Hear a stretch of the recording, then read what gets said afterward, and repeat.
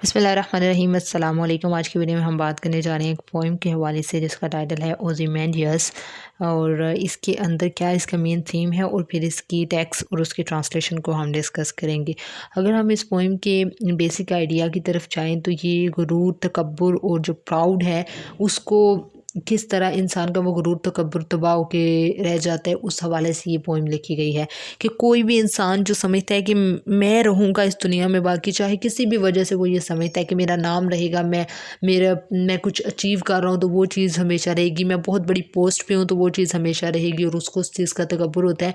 So he have to keep the thing in his mind कि कुछ भी जो है वो फॉर हेयर आफ्टर नहीं है, हर चीज़ टेम्पररी है, हर चीज़ को ख़त्म हो जाना है, बल्कि उसको खुद उसके वजूद को फ़ना हो जाना है। सो जिसको इस चीज़ का गुरूर तकब्बुर है, चाहे उसके पास पैसा है, चाहे उसके पास कोई अच्छी पोस्ट है, चाहे उसके पास अच्छी शक्ल है, जो भी उसके पास चीज़ है और वो उसके लिए मगरूर है। इवन छोटी से छोटी चीज़, अगर आप स्टूडेंट हैं, कोई अच्छा पेन आपके पास है और आप कहते हैं कि यार ये जो मेरे पास है वो किसी के पास नहीं है, सो कोई भी जो है वो चीज़ हमेशा के लिए नहीं है।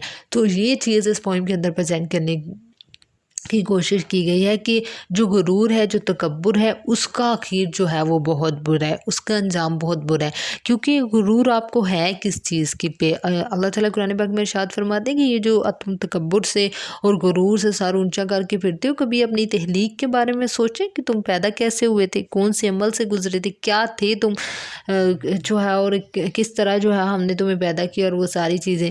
सो अल्लाह ताला कहते हैं कि सोचो, तुम इस हवाले से गौर करो कि ये क्या सारा सिलसिला है। सो गुरूर तुम्हें है किस चीज़ का, उसी हवाले से ये आइडिया प्रेजेंट करने की कोशिश की गई है आज की पोइम के अंदर। सो इसकी टेक्स्ट से स्टार्ट करते हैं। I met a traveller from antique land. शायर कहता है कि मैं एक कदीम सर ज़मीन के एक मुसाफिर से मिला। हु सेड, जिसने कहा, two vast and trunkless legs of stone.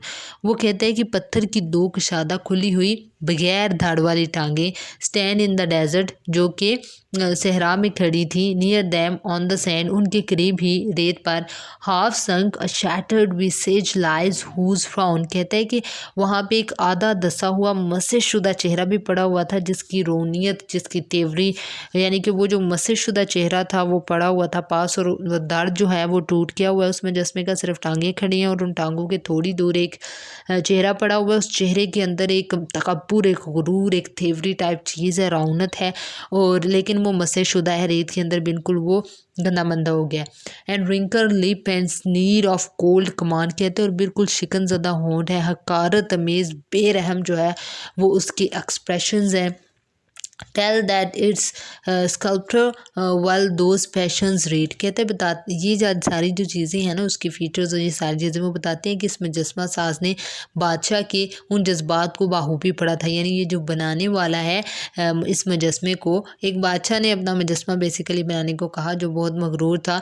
तो वो कहते हैं कि शायर को बता रहे हैं वो मुसाफिर कि पता चलता था वो मुजस्मा देख के कि कितना आला पाई का वो मुजस्मा साज था, कि उसने बादशाह के जो फीचर्स हैं, उसके जो जज्बात हैं, उनको बाखूबी पढ़ा और उस मुजस्मे में उन जज्बात की अक्कासी की बड़े अच्छे से।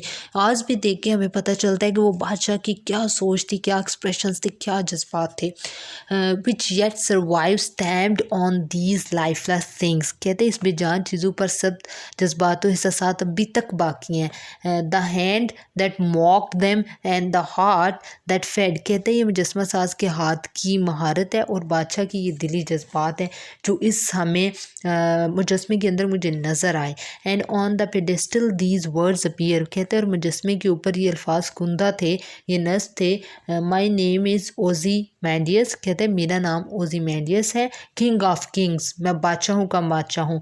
लुक ऑन माई वर्क्स, मेरे कामों को देखो, ये माइटी एंड डेस्पेयर। फिर वो कहता है और ऐसे जो कारनामे सर अंजाम देना तुम्हें, तुम्हारे बस का रोग नहीं है, तुम ऐसा कर ही नहीं सकते। सो ये चीज़ें थी जो बादशाह के मुजस्मे के ऊपर ये अल्फाज लिखे हुए थे कि I am the king of Kings, मैं बादशाहों का बादशाह हूँ।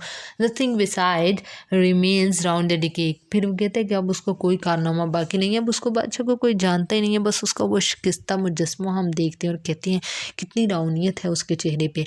Of the colossal wreck, boundless and bare. कहते हैं इस टूटे फूटे कोका मत मुजस्मे की बाक़ियात की गिर्द एक वसी और रीज़ जो है वो लुकोधक है। The loan and level sand stretch far away.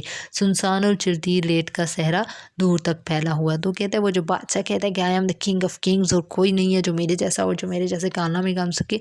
अब क्या है उसका मुजस्मा है, सर कहीं है, धड़ कहीं है, और चेहरे पे जो उसकी रौनियत है वो और कहीं है, और वो भी मसे शुदा उसका चेहरा बड़ा हुआ है। और कौन है जो उसका नाम याद रखता है और उसके कारनामे याद रखता है? आज उसके कारनामे बाकी नहीं है, आज उसको कोई याद ही नहीं करता। लेकिन उसका तकब्बुर जो है ना वो उसको ले डूबा, और वो समझता था कि मेरा नाम, मेरे कारनामे हमेशा तक रहेंगे। हालांकि उसको नहीं पता कि ये चीज़ें जो है वो लॉन्ग लास्टिंग नहीं होती। ये सारा बल्कि नाम याद रहता है लोगों का, सदियों पुराने नाम याद है आज भी हमें, लेकिन उन लोगों के जो हम्बल थे, उन लोगों के जिन्होंने सोसाइटी के लिए कोई काम किया, उन लोगों के जो अपने आप को किंग ऑफ किंग्स नहीं समझते थे, बल्कि आपको जो है वो अगर वो बादशाह है तो वो अपने आप को ये समझता था कि आवाम को उसने सर्व करना है। नौशरवां आदिल। सो हिस्ट्री में उसका नाम जो है वो रखा जाता है क्योंकि वो बहुत ही एक ऑनेस्ट, बहुत ही एक आदिल इंसान था।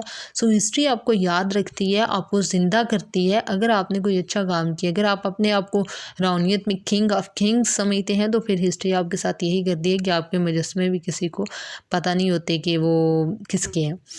सो आई होप कि आपको समझ आ गई होगी चीज़ों की। Thank you so much for watching the video. अगर आपको वीडियो पसंद आई है तो चैनल को सब्सक्राइब किए बगैर बिल्कुल ना चाहिएगा। चैनल को सब्सक्राइब करें, वीडियो को लाइक करें और शेयर भी करें। Thank you. पाकिस्तान जिंदाबाद।